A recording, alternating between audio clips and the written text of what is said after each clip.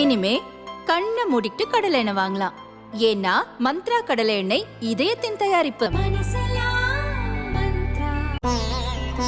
தினம்தோறும் விளக்கேற்ற நல்ல எண்ணெய் இதயம் நல்லெண்ணெய்.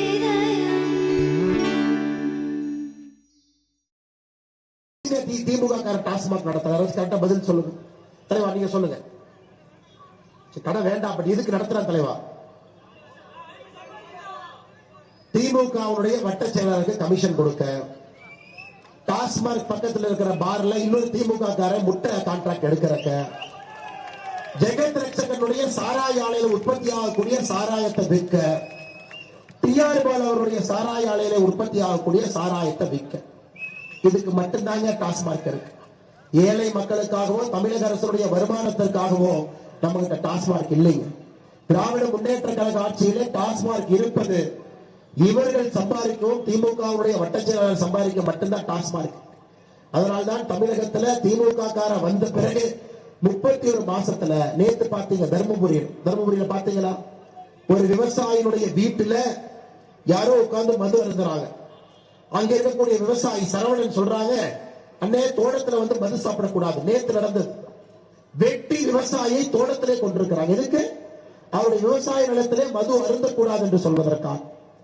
4 மாதத்திற்கு முன்பு பல்லடத்துல, கொங்கு பகுதியில பல்லடத்துல இதே மாதிரி விவசாய தோட்டத்திலே மது அருந்திய பொழுது மது அருந்தக்கூடாது என்று சொல்வதற்காக ஒரு குடும்பத்துல 4 பேரை வெட்டி கொண்டிருக்கின்றார். எனக்கு டாஸ்மார்க்கை போகும் வரை அது ஒரு பெரிய அரக்கனாக மாறிக்கொண்டிருக்கிறது. பெண்களுடைய தாலியை பருத்தி கொண்டிருக்கிறது. விவசாய பெருமக்களுடைய உயிரை காவு வாங்கி கொண்டிருக்கிறது. டாஸ்மார்க் வேண்டாங்க ஐயா. இன்னைக்கு பாரதிய ஜனதா கட்சியினுடைய கொள்கையை அதுக்கு குடிக்கிறவங்களை நாங்க குடிக்காதீங்கன்னு சொல்ல போறது, அது உங்களுடைய உரிமை, மக்களுடைய உரிமை. நாங்க என்ன சொல்ல போறோம்னா, கள்ளுக்கடையை திறந்து வச்சிடறோம். அது உடம்புக்கு எதுவும் கெடுதல் இல்லை, உடலுக்கு எதுவும் பண்ணாது. கள்ளுக்கடை, பனைமர தென்னை மரத்தை திறந்து வச்சிடறோம். அரசுக்கு வருமானமும் வரட்டும், விவசாயிகளுக்கு வருமானம் வரட்டும். நம்முடைய சகோதரன் யாரு குடிக்கிறாரு சொல்றாரோ அவரும் குடிக்கட்டும், எந்த பிரச்சனை. ஏன்னா சர்வதிகார நாடு இல்லை. குடிக்காதீங்க கத்தியை வச்சு யாரையும் மிரட்ட முடியாது. ஆனா எங்களுடைய இலக்கு என்னன்னா, டாஸ்மார்க்களை குடிக்காதீங்க என்பதுதான் பாரதிய ஜனதா கட்சியினுடைய இலக்கு. அது சாராயங்கள், ஸ்பிரிட். அதை குடிச்ச உயிரெல்லாம் வாழ முடியாது. டிஆர் பாலு ஜெகத் ரட்சகன் கம்பெனில என்ன கலக்கிறான்னு யாருக்கு தெரியாது. அதை வாங்கி அந்த குவார்டர் பாட்டில குடிச்சா நம்ம சாவறது மட்டும்தான் நிச்சயம்.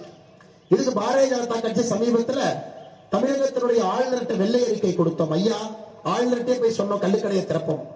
ஐயா, கள்ளுக்கடையை திறந்துட்டோம்னா 1 லட்சம் கோடி ரூபாய் வருமானம் வரும். டாஸ்மார்க்ல 44,000 கோடி தான் வருமானம். நாங்க வெள்ளை அறிக்கை கொடுக்கிற 350 பக்கம் அதை படிச்சு பாருங்க.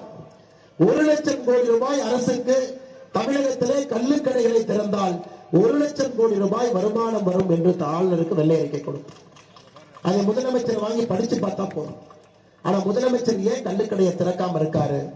எதற்கு டாஸ்மார்க் திறந்து வச்சிருக்காருன்னா, டிஆர் பாலு ஒரு பக்கம், ஜெகத் ரட்சகன் ஒரு பக்கம், வட்டச்செயலர் ஒரு பக்கம், முட்டை கான்ட்ராக்ட் எடுத்திருக்கிற ஒரு பக்கம், பார் நடத்துற ஒரு பக்கம், எப்படி ஒரு டாஸ்மார்க் மூடுவாங்க?